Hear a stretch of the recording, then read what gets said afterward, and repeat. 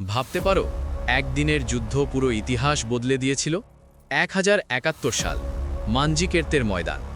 একদিকে শক্তিশালী বাইজেন্টাইন সাম্রাজ্য, অন্যদিকে মুসলিম সেলজুক বাহিনী।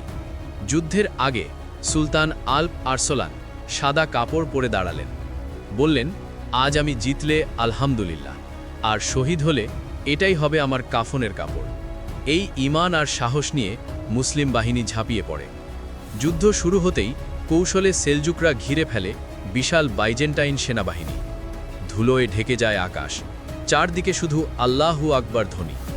অবশেষে ইতিহাস গড়ে যায়, বাইজেন্টাইন সম্রাট বন্দী আর মুসলিমদের এক বিশাল বিজয়। এই এক যুদ্ধই খুলে দেয় আনাতোলিয়ার দরজা আর বদলে দেয় মুসলিম শক্তির ভবিষ্যৎ। ইতিহাস শুধু গল্প না, এটা আমাদের পরিচয়। ইতিহাসের এমন শক্তিশালী ঘটনা জানতে চাইলে ফলো করো নট ক্যাজুয়াল।